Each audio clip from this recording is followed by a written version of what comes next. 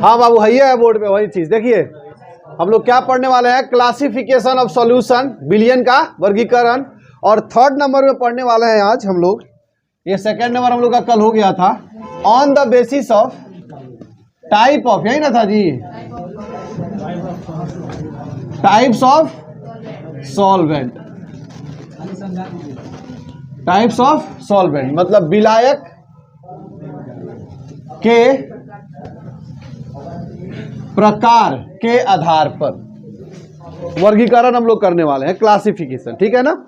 तो बहुत ही मजेदार चीज है बाबू आज। कल वाला क्लास तो उम्मीद है समझ में आ गया और डाउट नहीं है किसी को जी। सैचुरेटेड अनसैचुरेटेड, ठीक है जी। और एक क्रिस्टलाइजेशन था, तो क्रिस्टलाइजेशन थोड़ा सा लंबा प्रोसेस था, डेफिनेशन भी उसका थोड़ा लंबा मिला आप लोगों को, लेकिन अगर समझे हुए हैं तो बाबू जो मर्जी जोड़ के लिखिए, गलत नहीं होगा, ये हम आपको पक्का कह रहे हैं, ठीक है ना। चलिए आज हम बात करते हैं on the basis of types of solvent, विलायक के आधार पर विलयन के प्रकार। अब सुनिए ध्यान से, कितने प्रकार का होता है इस आधार पे विलयन, तो सुनिएगा। एक होता है बाबू, लिखना नहीं है चिप साहब, देखिए एक होता है बाबू एक्वस सॉल्यूशन, एक्वस क्या लिख दिए, एक्वस सॉल्यूशन। हिंदी में कहते हैं बाबू इसको जलीय विलयन। क्या बोलते हैं? जलीय विलयन। सिर्फ समझेंगे, उसके बाद चीजों को हम लोग जानेंगे, ठीक है ना। तो सुनिए बाबू एक्वस सॉल्यूशन क्या होता है, ध्यान से देखिए। अगर हम ले लेते हैं क्या, वाटर, क्या ले लेते हैं? वाटर। वाटर कैसे बाबू? सॉल्वेंट के रूप में। किस रूप में? सॉल्वेंट। अब प्लस यहाँ पे कोई भी सॉल्यूट ले लेते हैं, क्या ले लेते हैं? सॉल्यूट। तो इस तरह के सॉल्यूशन को हम लोग क्या बोलेंगे? एक्वस बोलेंगे। क्या बोलेंगे? एक्वस। समझ में आई कुछ बात क्या कह रहे हैं बाबू? कि सॉल्वेंट जो हो क्या हो? वाटर हो। सॉल्वेंट वो क्या हो? वाटर हो। तो इस तरह के सॉल्यूशन को हम लोग क्या बोलते हैं? एक्वस सॉल्यूशन बोलते हैं। क्या बोलते हैं? हिंदी में क्या बोलेंगे? जलीय विलयन। बड़ी आसान भी है, दिखाई दे रहा होगा आपको। अच्छा, बी नंबर में एक होता है नॉन एक्वस। Non aqueous. अब नॉन एक्वस क्या होगा, देखिए ध्यान से। नॉन एक्वस सॉल्यूशन मतलब अजलीय विलयन। अजलीय विलयन ये क्या होगा, ध्यान दें। अजलीय विलयन। अजलीय विलयन क्या होता है बाबू? सॉल्वेंट हो, सही है, प्लस सॉल्यूट हो, प्लस क्या हो? सॉल्यूट हो, लेकिन सॉल्वेंट वाटर नहीं हो। सॉल्वेंट वाटर नहीं हो। ये क्या होना चाहिए? वाटर नहीं होना चाहिए। वाटर होना चाहिए और ये वाटर नहीं होना चाहिए। वाटर की जगह पे कुछ भी हो जाए, बेंजीन हो जाए, तेल हो जाए, लोहा हो जाए, पत्थर हो जाए, आसमान हो जाए, जो हो जाए, लेकिन पानी नहीं होना चाहिए। बात समझिए। अगर पानी नहीं है बाबू तो क्या हो जाएगा? Non aqueous. और पानी है तो क्या बोलेंगे? एक्वस। पता ही चल रहा है एक्वस। बायोलॉजी के जो होंगे उसको पता होगा, एक्वाटिक एनिमल। एक्वाटिक एनिमल एक नॉन एक्वाटिक होते हैं, एक एक्वाटिक होते हैं। मछली क्या होती है? एक्वाटिक होती है। एक्वेरियम नहीं पढ़े हैं? एक्वेरियम जानते हैं? एक्वेरियम नहीं जानते? एक्वेरियम पढ़े के नहीं है। एक्वेरियम तनिक सजावट में लागल, मछलिए ना रहे सन। हॉस्पिटल जेब, कोनो मॉल वॉल में जेब तो ना रहे मछलियाँ तैरत रहे सन, तो ओकरे एक्वेरियम कहल जाला। एक्वेरियम किसे आ रहा है? एक्वा से। किससे आ रहा है?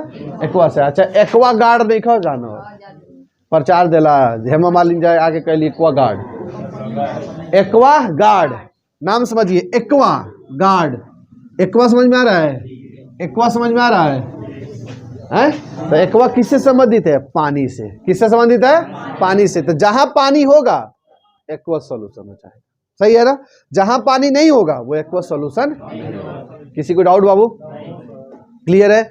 कोई भी सॉल्यूशन है कह दिया, बताइए कौन से। मान लीजिए कोई कह दे चीनी पानी, कौन सा सॉल्यूशन? एक्वस की non aqueous?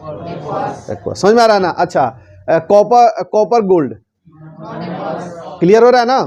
Kapoor, camphor in air मतलब कपूर, हवा में कपूर। समझ में आ गया अच्छे से? कि दिक्कत है किसी को? कुछ नहीं है, झुंझुना है। पहले लिखिए एक्वस, डिफाइन करिए एक्वस के, तब नॉन एक्वस। क्या चाहिए बाबू? ना हेडिंग तो लिखिएगा, हाई मत लिखिएगा। 3 नंबर दे के हाई लिख लीजिए, हाई मत लिखिएगा, चूंकि ये पहले आप लोग लिख चुके हैं। भाई मत लिखिएगा, सिर्फ क्या लिखेंगे यहां से लिखिए, on the basis of type of solvent, विलायक के प्रकार के आधार पर पहला एक्वा सॉल्यूशन लिख करके डैश देना है।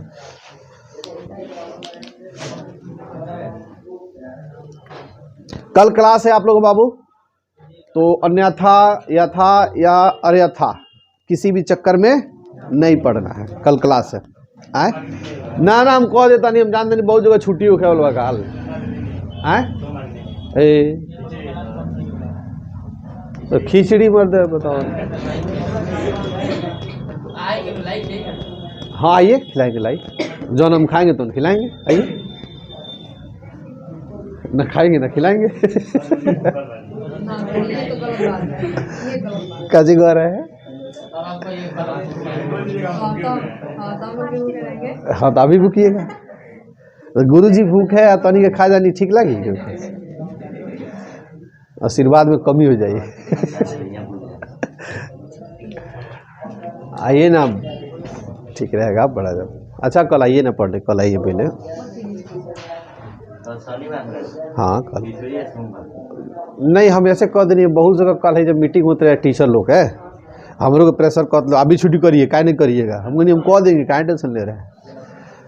हम तो मैंने कह देंगे ना करो तो दुश्मनी हो जाए ना पैदा है, ही कौन बात हो। आज दादा है बहुत लोग बाकी साइकिल मोटरसाइकिल लेके घूमे वाला के खोल ले बा क्लास तो बाद बताइए आप हमारा बंद करा दिए, आप खोल रहे क्लास चला रहे।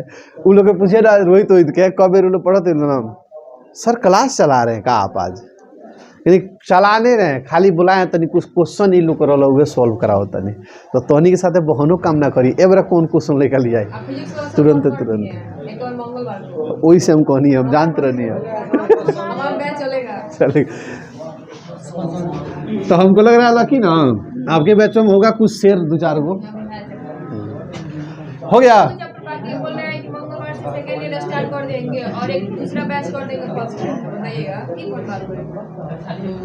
जानते हैं बाबू देखिए मजबूरी यहाँ हो जाता है, चारों तरफ सेकेंड ईयर स्टार्ट हो गया है, बात समझे।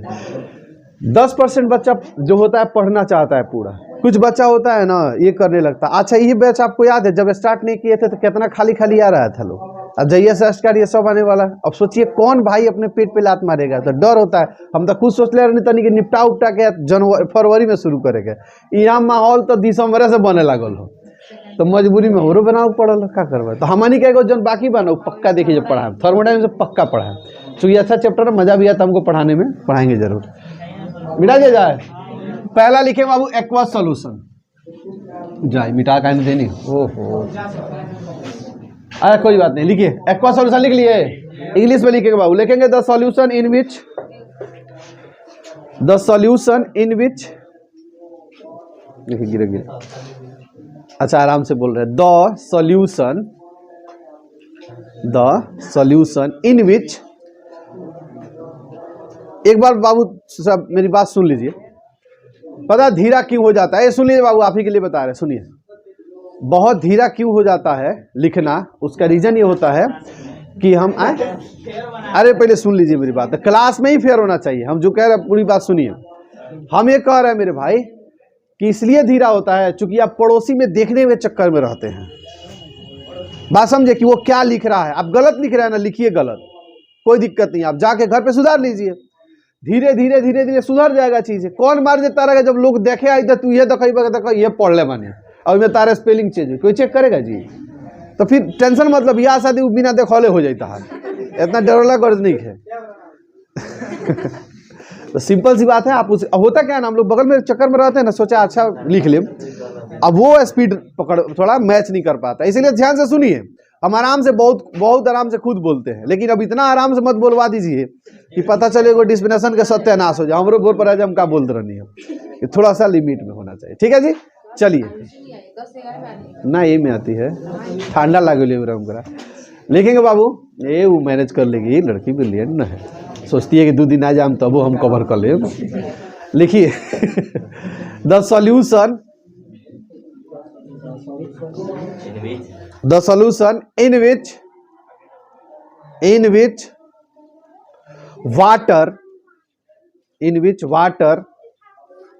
in which water present as in which water present as solvent, in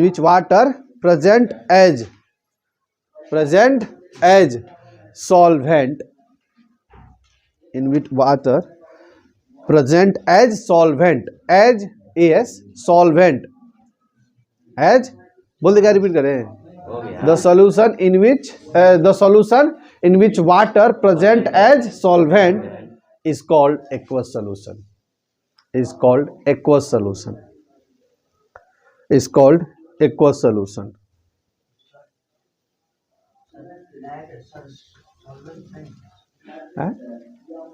as बोले हैं, एज एंड नहीं बोले हैं, एज बोले हैं. वाट है आई हो दादा, अब कितना धीरे बोली हो दादा, सुसाइड करो ये बका हमरा के, तू है लिख लीजिए. हाँ लिखिए हिंदी. वह बिलियन जिसमें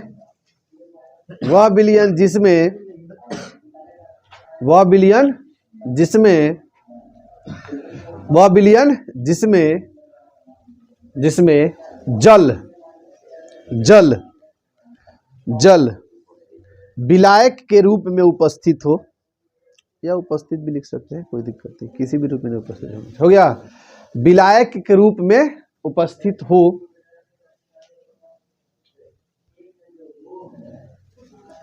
विलायक के रूप में उपस्थित हो,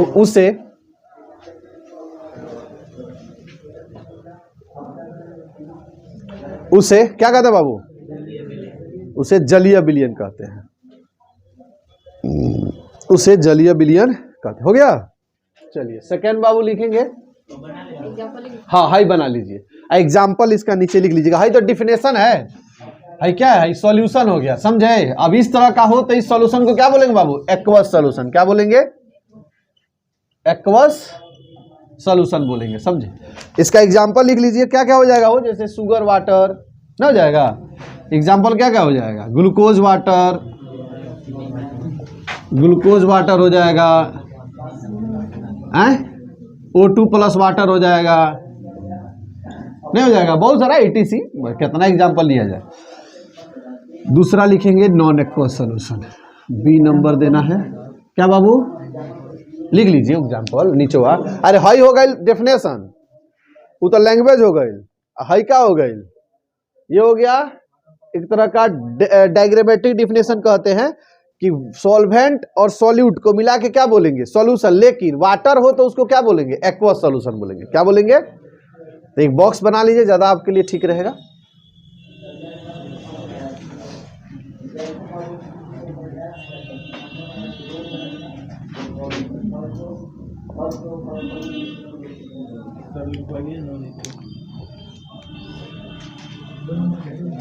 और बी नंबर लिखेंगे नॉन एक्वस सॉल्यूशन.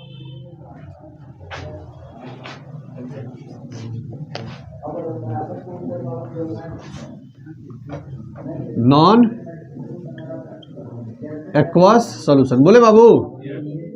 अजलीय विलयन, हिंदी में क्या बोलेंगे, अजलीय विलयन, नॉन एक्वस सॉल्यूशन. यहां पे लिख दिए बाबू B number, non aqueous solution, अजलीय विलयन. डिफाइन किया जाए, the solution in which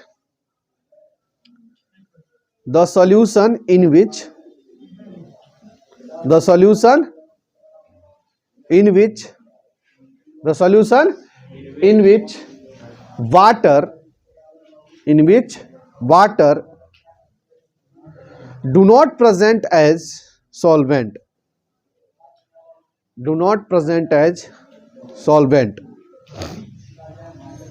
in which water do not present हो गया as solvent is called, नहीं बता रहे हैं रुकिए, is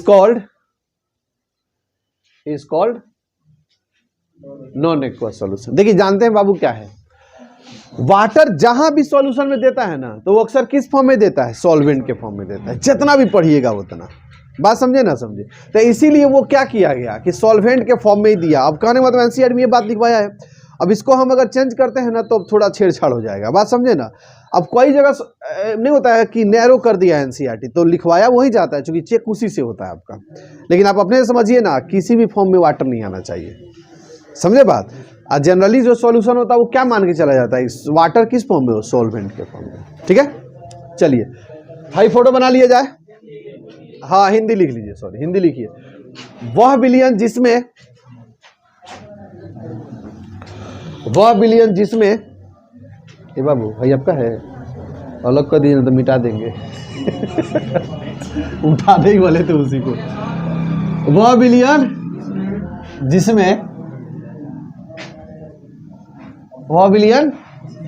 जिसमें विलायक के रूप में, वह विलयन जिसमें बोल रहे हैं विलायक के रूप में जल उपस्थित न हो, विलायक के रूप में जल उपस्थित न हो, उसे नॉन एक्वस सॉल्यूशन कहते हैं,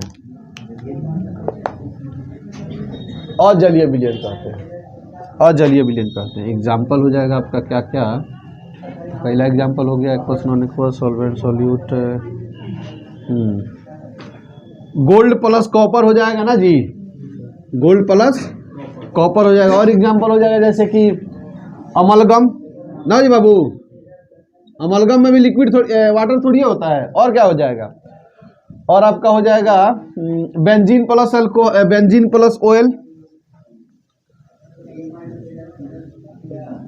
बेंजीन प्लस ऑयल एक्सेट्रा। बहुत सारा एग्जाम्पल हो जाएगा, इसका कोई कमी है। बेंजीन समझ रहे हैं बाबू, बेंजीन जो होता है जैसे पानी होता है ना, उसी तरह का बेंजीन होता है। और उसमें क्या घुला रहता है, तेल। बेंजीन तेल कभी पानी में नहीं घुलेगा, घुलेगा? अब ये क्यों नहीं घुलेगा आगे हम पढ़ाएंगे आपको, बात समझे। लेकिन बेंजीन में तेल घुल जाता है, बात समझे ना। जैसे पेट्रोल है, डीजल है, घुल जाएगा, नहीं घुलेगा जी? अरे घुल जाता है तो हमें ना मिला के बेच देता है लोग, तो गाड़ी में डलवाते हैं तो धुक धुक करके चलता है। याद आ रहा है? कबो कबो गांव में घूमिएगा ना तो जो लखा रहता है सब लाके डालिएगा, देखिए रास्ते में कितना रास्ता और परेशान रहिएगा। माटी के तेल,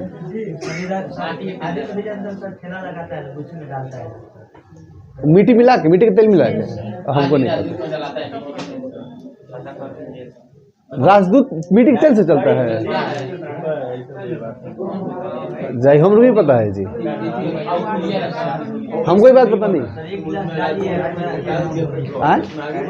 चल जाता है ये सही। आप लोग ये नया बात बता, हमको नहीं पता था आज तक, हम जाते थे petrol.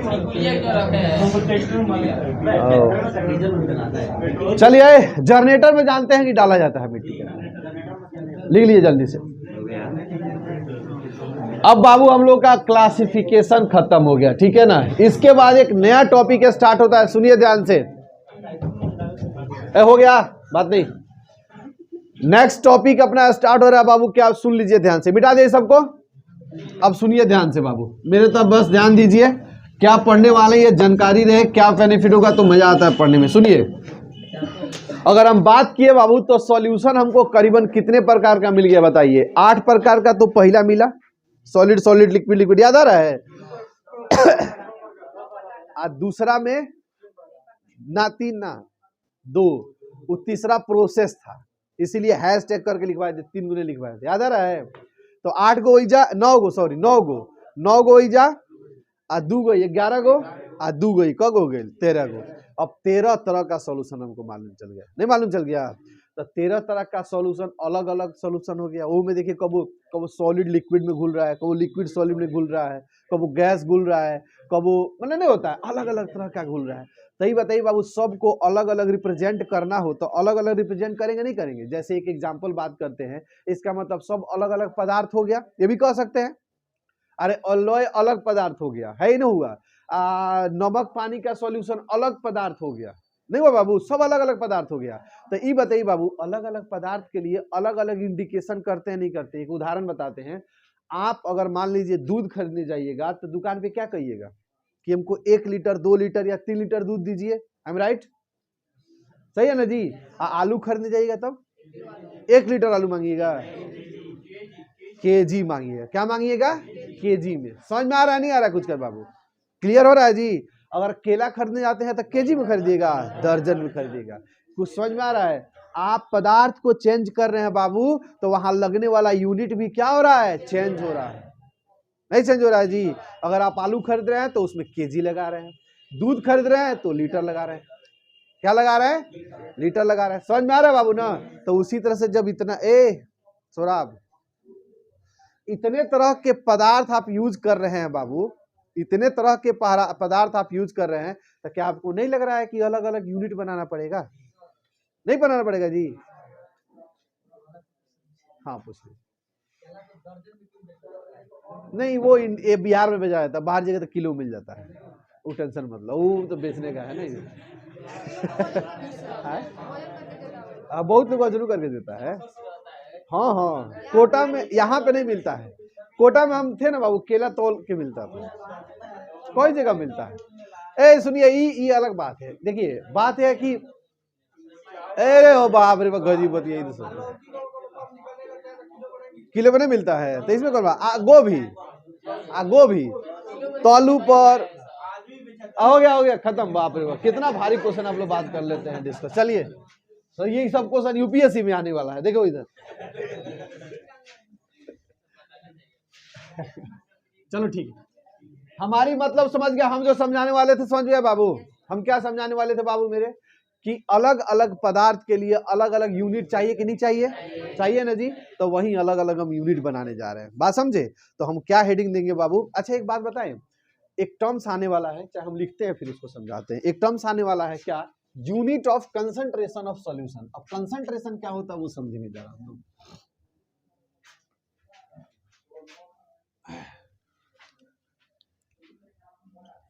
Unit of concentration of solution. Unit of concentration of solution मतलब विलयन की सांद्रता की इकाई। अब एक नया टर्म्स आया बाबू, क्या यहाँ पे? यहाँ पे अगर देखेंगे ध्यान से तो आया कंसंट्रेशन। कंसंट्रेशन मतलब सांद्रता। ये भी एक चीज है जो आपके लिए थोड़ा नया लग रहा होगा, सही कि गलत बाबू? कंसंट्रेशन नया नहीं लग रहा है? यूनिट तो जानते करते हैं, इकाई, जैसे केजी, केजी हो जाता है, मोल होता है, लीटर होता है, मीटर होता है, सेकेंड होता है, सब क्या होता है? यूनिट होता है, वो तो पता है, सॉल्यूशन पढ़ चुके हैं। लेकिन एक चीज जो आया है, क्या? कंसंट्रेशन। तो कंसंट्रेशन क्या होता है? एक छोटा सा उदाहरण बताते हैं बाबू। एक गिलास पानी में 1 चम्मच चीनी घुला, नमक घुला है, ठीक है जी, चाहे चीनी घुला है। एक दूसरा गिलास है, सेम गिलास है, मैंने उसी साइज का है, उसमें हम 4 चम्मच चीनी घोले हुए हैं। कितना चम्मच? पहला में कितना, दूसरा में कितना? अगर आप कहिएगा तो ये कहिएगा कि सर दूसरा जो गिलास है उसकी सांद्रता अधिक है। उसकी सांद्रता क्या है? और पहले गिलास का सांद्रता? कुछ समझ में आ रहा है क्या है सांद्रता? सांद्रता, it is the represent the amount of solute in solvent या इन सॉल्यूशन। क्लियर है? लिख लिया जाए इसको भी। समझ में आएगा नहीं? हमने बताइए। जैसे एक नहीं कहता बाबू कि आपका वजन, तो वजन क्या रिप्रेजेंट कर रहा है? हमारे पर यूनिट एरिया में जो मास प्रेजेंट है उसको नहीं होता, वो रिप्रेजेंट करता है। तो उसी तरह से डेंसिटी क्या रिप्रेजेंट करता है बाबू, कि एक एरिया में कितने मास प्रेजेंट है उसको डेंसिटी कहते हैं। तभी ना डी बराबर एम बाई वी हो जाता है। तो उसी तरह से कंसंट्रेशन क्या होता है? It is the represent of, या it is the represent of amount of solute in solvent, मत कहिए सॉल्यूशन ही कह दीजिए, ठीक है? लिखे बाबू, मैंने सॉल्वेंट भी सही है, सॉल्यूट भी सही है, दोनों। कंसंट्रेशन सांद्रता, इसको लिख लीजिए, फिर हम लोग क्लासिक और यूनिट बात करते हैं। बोले? हाँ बाबू, हाँ हेडिंग दे दीजिए, जैसा लिखे वैसा लिख लीजिए, तब हम यूनिट उसका लिखवा देंगे, जितना भी यूनिट होगा।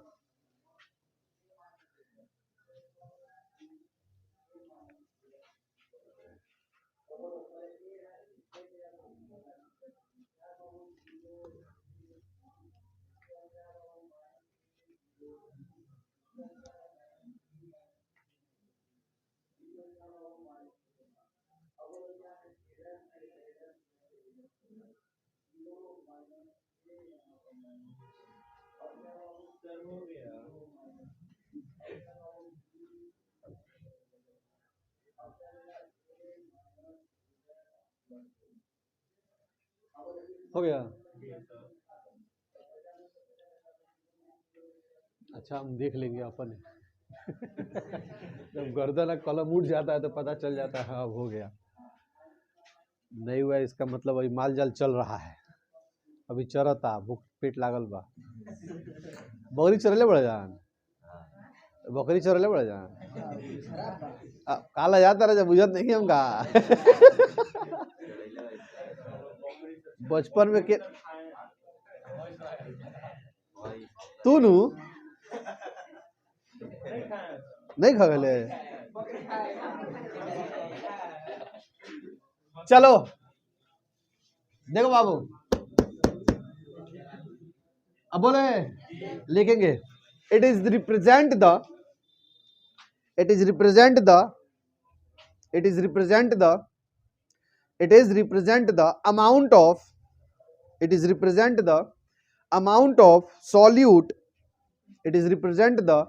amount of solute ए क्या कर रहा है केकर व्हाट्सएप आ गई बराबर दे। It is represent the amount of solute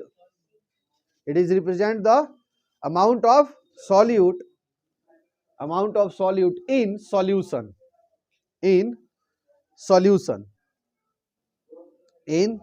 solution लिखे बाबू हिंदी में नहीं स्कॉट नहीं वो रिप्रेजेंट हो गया। लिखेंगे बाबू यह बिलियन में उपस्थित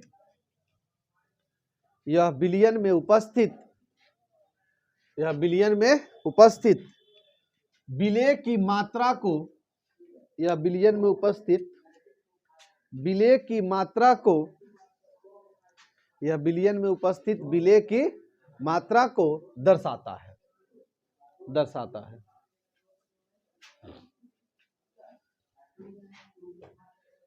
हो गया बउआ। चले पहला बात कर लेते बाबू concentration, unit of concentration of solution में पहला ध्यान दीजिए बोर्ड पे। पहला है बाबू क्या पहला नंबर आपका हो जाएगा, हाँ ठीक है सुनिए, पहले में तो बाबू क्या मास परसेंटेज, क्या हो जाता है मास या वेट, मास भी कह सकते हैं और वेट परसेंटेज भी कह सकते हैं, मास भी कह सकते हैं और वेट परसेंटेज भी। इसको शॉर्ट में क्या लिखते हैं W by W percent, weight by wait percent. Hindi में क्या कह देंगे बाबू इसको, हिंदी में क्या कह देंगे द्रव्यमान या भार प्रतिशत, लेकिन ज्यादा बाबू आप यही याद कर, बात नहीं करो, कौन गुनगुना रहा है जी, बात नहीं, हम कान बहुत तेज है समझ लो, तारा पड़ोसी से पहले हम सुन जाए, अब वो तारा पास काल बतेबे कैले रहने मास हो गया बाबू। दूसरा होता है वॉल्यूम परसेंटेज, अच्छा है मास वॉल्यूम पहले कर देते हैं फिर वॉल्यूम कर लेते हैं, क्या बाबू ठीक है। Volume percentage weight by wait percentage, चाहे वेट कहिए चाहे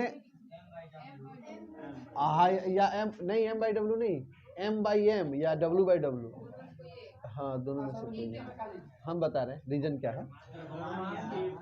सुनिए हम बता रहे सुनिए, मास और वेट दोनों अलग चीज होता है, बात जानते हैं नहीं जानते हैं, एक बार लिख लेते हैं फिर आपको समझा देते हैं, रुक जाइए। वॉल्यूम परसेंटेज या V बाई V परसेंटेज भी इसको कहते हैं, हिंदी में कहते हैं आयतन प्रतिशत,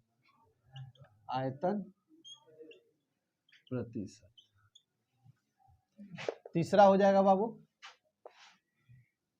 मास वॉल्यूम परसेंटेज या weight volume percentage, weight volume percentage,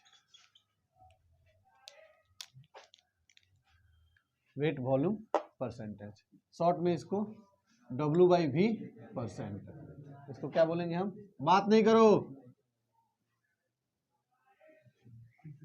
चुपचाप लिखो, भार आयतन प्रतिशत।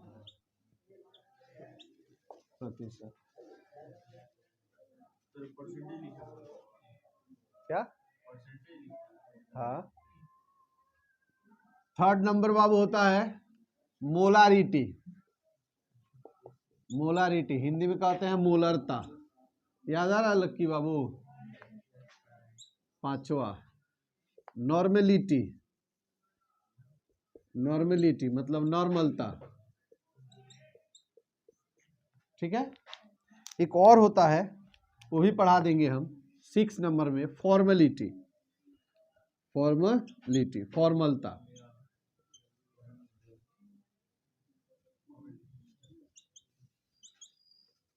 फॉर्मलता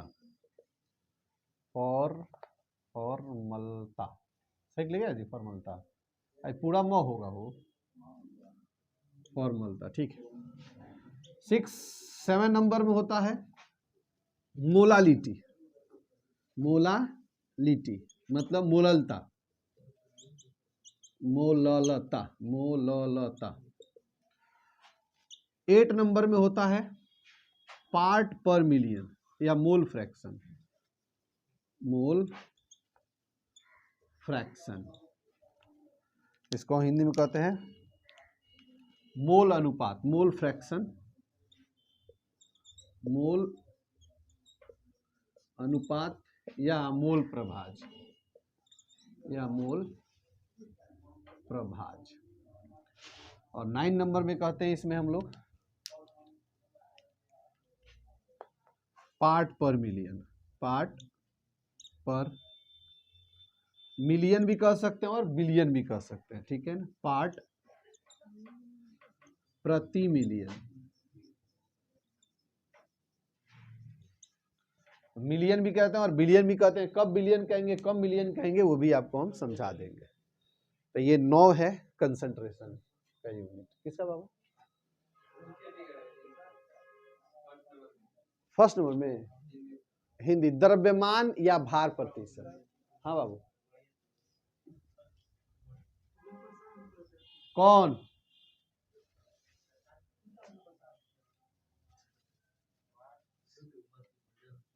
हो गया, इधर देखो। ठीक है, कोई परेशान नहीं करो। ठीक है, डांट दिए।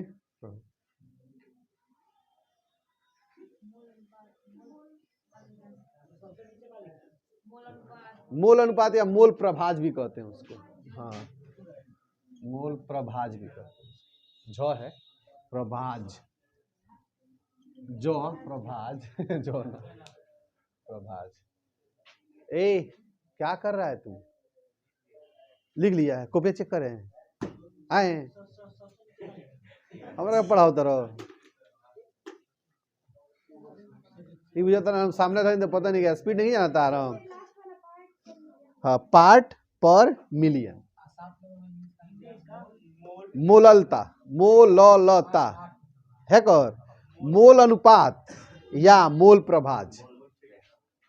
मोल फ्रैक्शन एगो इंग्लिश वाला है, लेकिन हिंदी दूगो, मोल अनुपात या मोल प्रभाज। कौन है बाबू? 9 नंबर ये होता है पार्ट प्रति मिलियन। मिलियन है, मिलियन।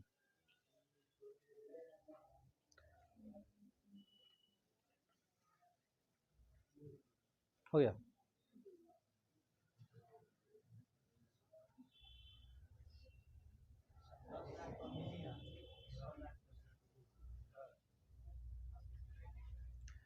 बोर्ड दिखा था?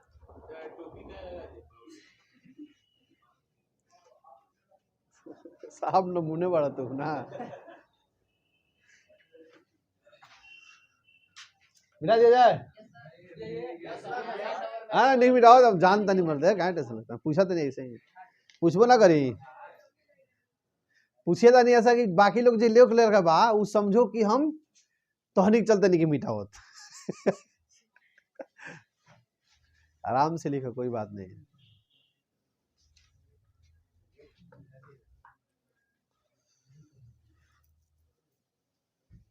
ठंडा आज कल भी अच्छा खासा था, हवा खूब चल रहा था।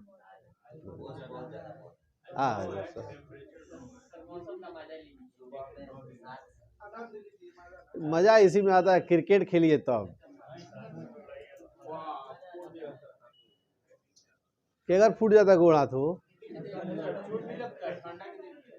नहीं, पत्थल घाट थी, पत्थल मानो शरीर में डलवा ली हो, 1 क्विंटल पत्थल चारों ओर से थी ना, वो का कहला वो ना, वो छड़वा लगा के वो सीमेंट डाल के पैक कर जाला बीम। हाँ, अपना आप के बीम बनवा लो, हेमे साचा लगवा लिया, हेने साचा लगवा लिया, हेने साचा लगवा लिया, चल जाएगा क्रिकेट खेले।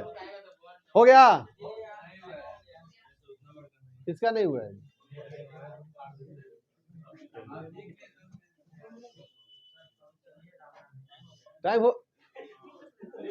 टाइम कितना हो रहा है? टाइम कैसे हो जाएगा जी? रुको,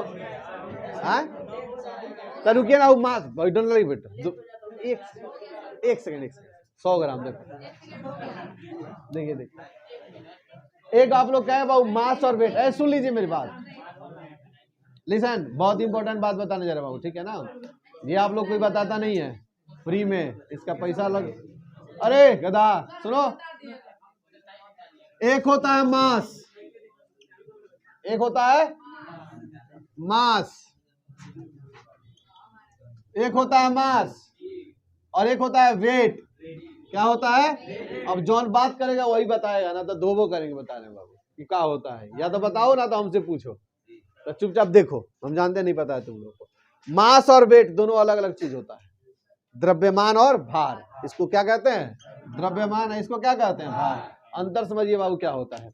भार जो होता है वो हर ग्रह पे चेंज कर जाता है, मास किसी भी ग्रह पे चेंज नहीं करता है। सुनिए, किसी भी सबस्टांस का, किसी भी पदार्थ का जो केमिकल कंपोजिशन का एक्चुअल सम होता है, मास, जो केमिकल कंपोजिशन के वजन का जो एक्चुअल सम होता है उसको क्या कहते हैं? मास कहते हैं।